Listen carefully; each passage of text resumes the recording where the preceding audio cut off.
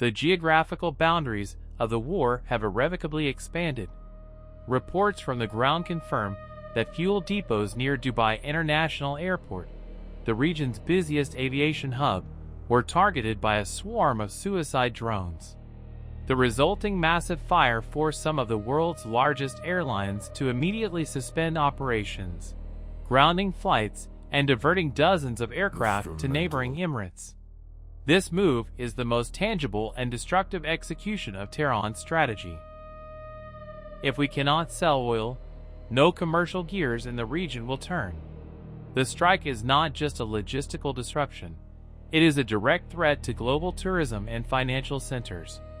Security sources indicate that the drones utilized advanced cruise capabilities, infiltrating air defenses at low altitudes. The black smoke rising over Dubai serves as the clearest evidence that this war will no longer be confined to purely military targets, but will instead target the very arteries of global commerce. As the deadlock in the Strait of Hormuz persists, an unprecedented ultimatum has arrived from Washington directed at allied capitals. President Trump has addressed a group of 7 specific nations, demanding that they deploy their own warships to the region to ensure the strait remains open. "We cleared the way for you, but protecting that road is your responsibility," the president stated, sparking a wave of strategic panic among allies. The administration is signaling that the era of the American Navy single-handedly securing global energy stability is over. This development leaves European and Asian nations, whose energy supplies are heavily dependent on the strait, with a grueling choice: either deploy their navies directly into a hot combat zone or face a total cutoff of energy supplies. Washington is hinting that it may loosen its protective shield for allies who refuse to share the burden. This is more than war management. It is a breaking point where the global alliance system is being forcefully redesigned. While military operations continue at an unrelenting pace, the administration continues to claim that the adversary's military capacity has been obliterated.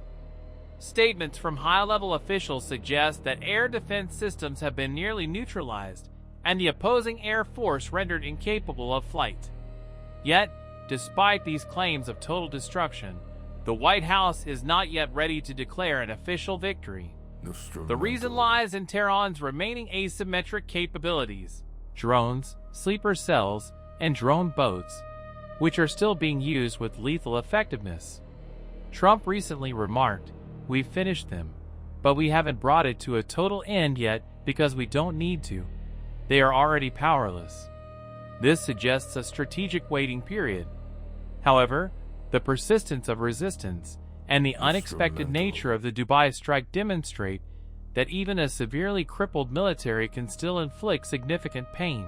The question remains whether the objective is regime collapse or an unconditional surrender that has yet to materialize. Since the onset of hostilities, at least 16 oil tankers have reportedly been targeted or seized in the vicinity of the Strait of Hormuz.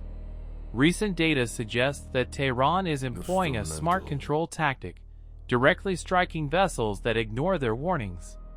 In the last 24 hours alone, a Palau flag tanker sustained heavy damage from a drone strike, causing civilian maritime traffic in the strait to grind to a near-complete halt. Insurance companies have officially declared the region a high-risk war zone, and shipping giants have begun rerouting vessels around the Cape of Good Hope. Navigating the strait without heavy naval escort is now viewed as a suicide mission. Tehran is taking every possible risk to prove that they still hold the keys to the world's most vital maritime choke point. This translates into a daily loss of millions of barrels in global oil supply, dragging the world economy deeper into a recession with every passing hour. On the northern front of the operation, airstrikes have reached a new level of intensity. Bombardments targeting the southern Lebanese village of Kantara and several other strategic points have resulted in a significant rise in reported casualties. While these operations aim to paralyze the ammunition depots and command centers of regional proxy forces, they have not yet stopped the retaliatory rocket fire into northern territories.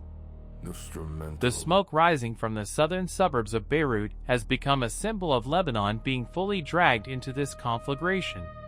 Government officials have made it clear that the operation will not cease until the regime's most powerful regional arm is neutralized.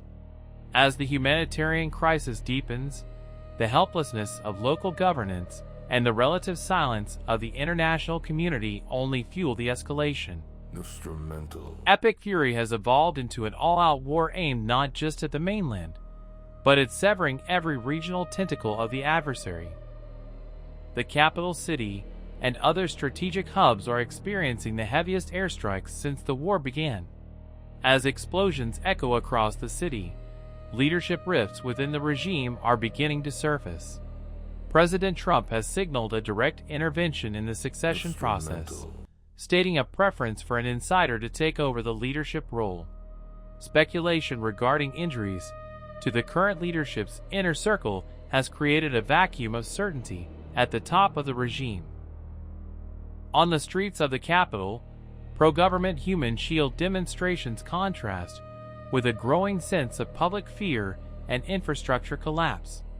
Power outages and internet blackouts have nearly severed communication within the city.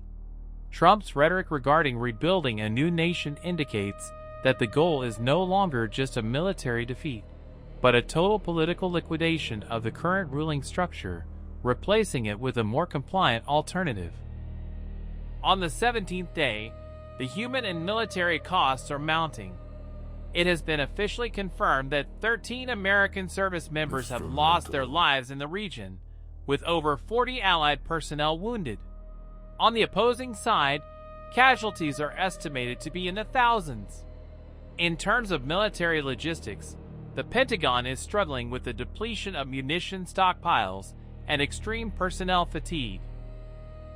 While plans are in place to deploy an additional 5,000 troops to the region, the reluctance of allies to engage directly is placing the entire burden on American shoulders. Asymmetric actions, such as the Dubai strike, are testing even the most advanced defense technologies. With the cost of each interceptor missile measured in millions of dollars, the gap between that and the cheap drones sent by the enemy is calling the long-term sustainability of this war into question. Epic fury is no longer just a technological war. It is a test of endurance. TIVE. The next 48 hours will host the most critical diplomatic or military decisions of the 21st century. President Trump has threatened to strike the adversary 20 times harder if the oil flow stops completely. This threat implies that nuclear facilities and all remaining civilian infrastructure could become targets. On one hand, the striking of global hubs like Dubai, and on the other, the hesitation of allies, is forcing Washington into a difficult choice. Either accept a conditional ceasefire or continue the firestorm until the regime is totally liquidated. At the military report, we are monitoring every ship movement in Hormuz and every order coming out of Washington in real time.